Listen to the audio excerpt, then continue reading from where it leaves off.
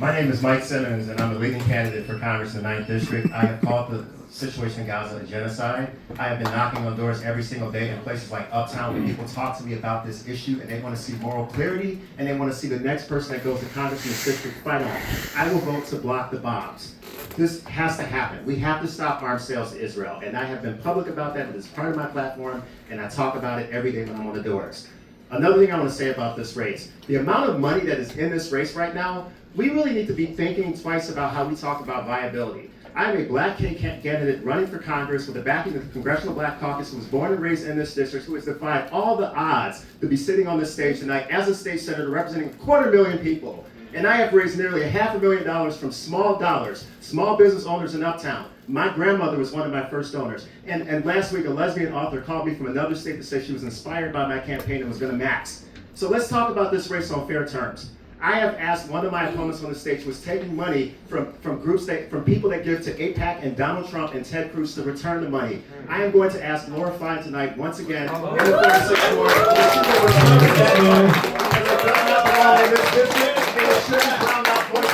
Jerry. Let's give Laura a chance to respond here. Jerry. Anybody who's supporting my campaign is supporting my 13-year record of getting things done here in Illinois. When it comes to health care, I have taken Illinois from a state that favored industry to one of the more consumer-friendly states in this country. That was not easy. That took a fight. Anybody who's supporting my campaign is supporting a candidate who says, we need Medicare for all. Anybody who's supporting my campaign is supporting a woman who has ensured Illinois is a 100% pro-choice state. Anybody who's supporting my campaign is supporting a woman who stood up to the gun lobby, who stood up to the corporate polluters, and is not afraid to get it done in Washington. Thank you. I guess Israel supports all those things. Well, I guess I'll follow that. Yeah. Yeah, I guess Israel supports gun control. One of the things that is my biggest pet peeve as a citizen is when candidates don't answer the question that was asked. I mean, it's fair. And I don't think I'm going to have the most crowd-pleasing answer, but I think this is important that we answer truthfully what was asked. So let me say, what's happened in Gaza is a complete humanitarian disaster, a devastating crisis, a loss of life that is completely immoral and unconscionable. And I would support anything that we can do to end the violence, move towards a path to peace, a surge of aid and reconstruction as soon as possible. That said, I do worry about the long-term health of the state of Israel for the sake of Jewish people around the world and for the sake of America's strategic interests. I don't support the most stringent restrictions, but I do think we have room within our relationship with Israel to negotiate delays and conditions to make sure that we can end the violence and put people on a path to peace as soon as possible.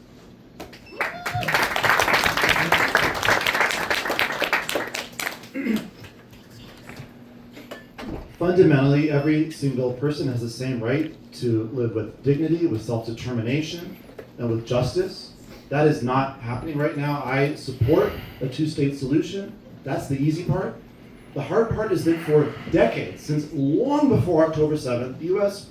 posture on this has been, hey, Prime Minister Netanyahu, we wish you would not violate our policies and international law, but when you do, there will be no consequences. That has not worked, it will not work, and it cannot work. And so it's time to use our power, our economic power, and our diplomatic power to effectuate a different outcome.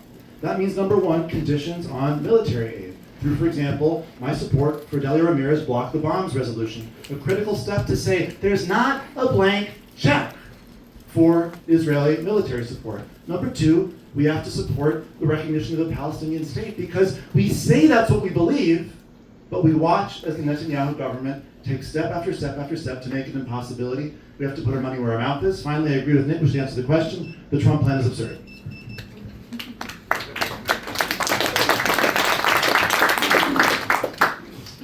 I'm informed by this issue in two ways. One, I'm a survivor of violence, so I know that violence often begets violence, unless there's something that interrupts it. Two, I've spent 21 years in our national security field. working to help keep the U.S.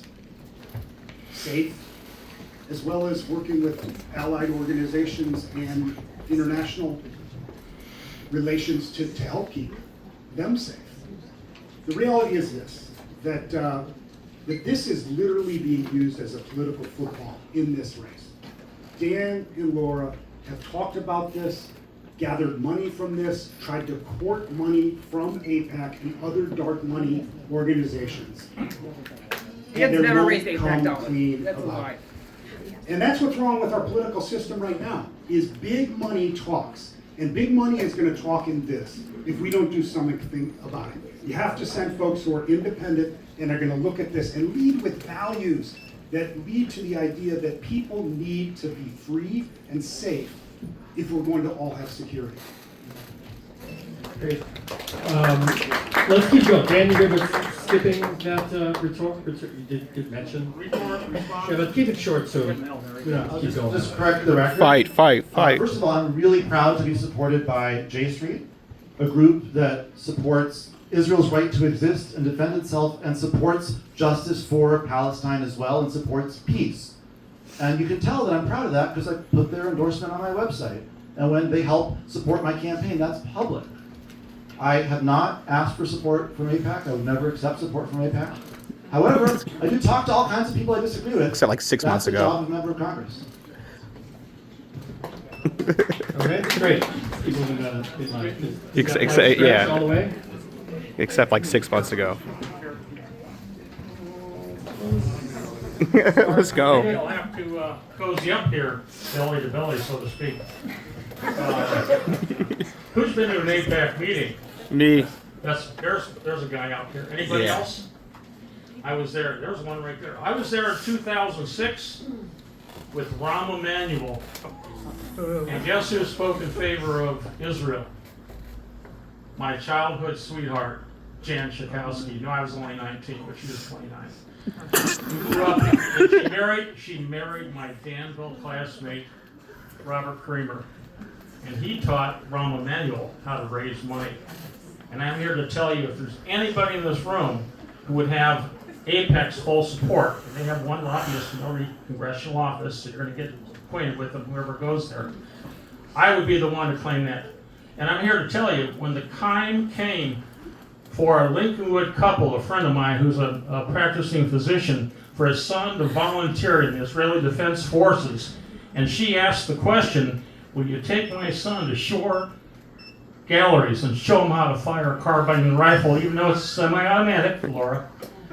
And it only had 10 shots in the magazine, Laura. We Not got recording. the job done. He went to boot camp with the leg up. And you know, most of the people, a lot of the people that died there, the question's been raised. More than 80% of those people firing out of their living rooms at Israeli forces. So I'm here to say, before 67, before the Palestinians were created, Israel served as the beacon of democracy in the Middle East. All right, good job. Good job. 60 seconds. Good solid 75 seconds there, but We got a 6-7 back there.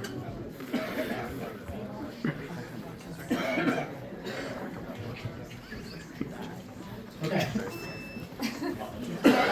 So this is a complicated issue. I know we don't want it to be, but it really, truly is. My background is in the United States military and special ops. I've been to the Middle East 3 times specifically to deal with the Iranian threat group, which is the basis of the Israeli-Palestinian conflict, and we need to recognize it as such. I've tracked the Iranian threat. I know how they move weapons. They move them through a lot of complicit countries. They give them to the Houthis. They give it to Hezbollah. They give it to Hamas.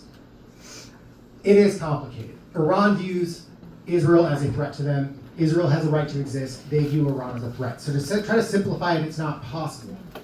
But what we really need to realize is Israel is an ally. We need to support them.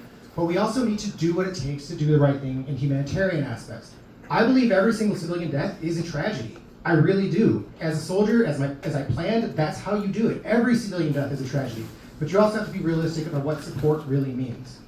And I just want to say, I know I'm at my minute, all these people out here, I think all of us want to see a free, safe, and healthy Palestine.